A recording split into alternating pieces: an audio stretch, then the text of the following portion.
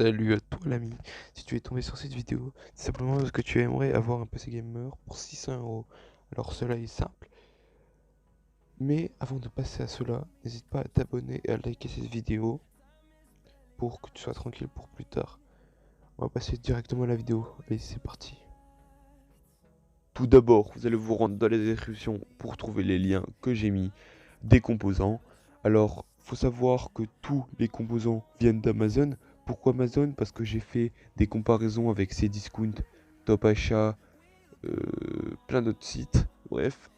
Et le plus rentable était Amazon. Alors, c'est pour ça que j'ai choisi Amazon. Il faut savoir aussi que tous vos jeux vont se tourner aux alentours de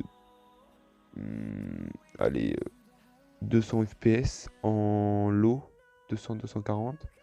Et en épique, on va dire 80. Enfin, c'est surtout pour les jeux que je joue, donc Counter-Strike et Fortnite. Pour moi, eux, les jeux là tournent en 240 en low.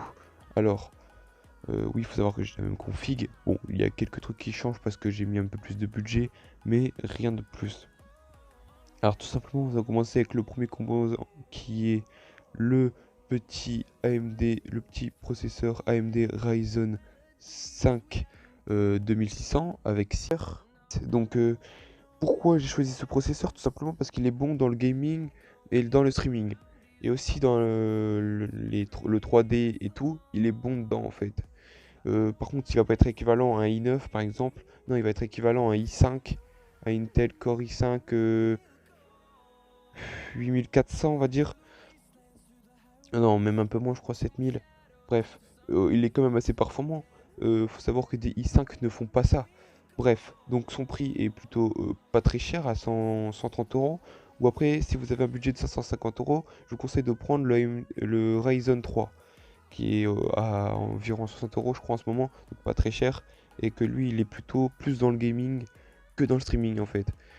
Donc si vous voulez faire que des jeux et pas de streaming parce que je sais pas, vous n'êtes pas youtubeur ou streamer, et ben partez sur de la Ryzen 3 et ça vous reviendra beaucoup moins cher. Alors, après on va passer à la carte graphique. Donc pourquoi je choisis cette carte graphique? Parce que tout simplement elle fait tourner les jeux en Full HD. En Full HD et elle ne coûte pas très cher, donc 160 €. C'est vraiment pas très cher pour une carte graphique qui fait tourner les jeux en Full HD. Ensuite, nous passons à l'alimentation. Donc, j'ai pas pris une alimentation trop ouf, mais elle fait quand même le taf. Elle fait 550 ou 500 watts, je ne sais plus, mais en tout cas, elle fait grave son taf pour le prix. On va passer au disque dur interne.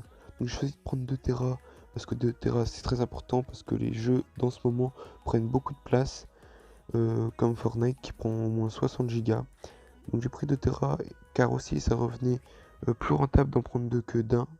Et en plus, ils sont super puissants pour le prix.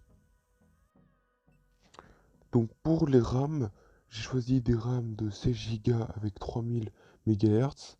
Donc pourquoi j'ai choisi cela? Tout simplement parce que 3000 déjà c'est énorme pour faire tourner les jeux. Et 16 Go c'est bien assez pour faire tourner les jeux. Même avec 8 Go en 3000, vous faites tourner quand même les jeux. Alors qu'est-ce qu'il en est du boîtier du PC? Alors boîtier du PC, j'en ai pris un avec 4 ventilateurs. Donc un à l'arrière et 3 devant de 120 mm. Ils font assez de vent pour refroidir tout le PC et il ne coûte pas très cher. Donc ce qui fait son avantage, c'est aussi sa qualité. Je connaissais pas la marque Empire et maintenant, après avoir vu les avis et la qualité, euh, le boîtier est super et il ne coûte pas cher. Maintenant, le truc qui est indispensable ou pas pour certains, moi j'en ai pris une avec antenne à l'arrière, mais vous pouvez prendre un petit boîtier USB que vous branchez juste derrière votre PC. Donc j'ai pris la carte réseau Wi-Fi, j'ai pris celle avec 3200 mAh je crois. 3000 c'est bien assez, c'est soit 3000 ou soit 1000. Je pense que c'est bien assez. J'en ai vu une qui coûtait 10 €, mais malheureusement, elle faisait que 320 mAh.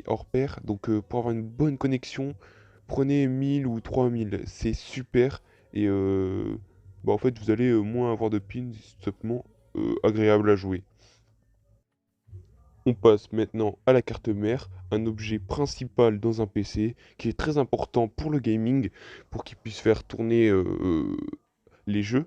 Parce qu'en fait, si vous prenez une carte mère normale sans savoir, en fait, des fois les cartes mères ne font pas tourner. Je me suis fait avoir une fois, j'ai acheté une carte mère qui ne faisait pas tourner les jeux.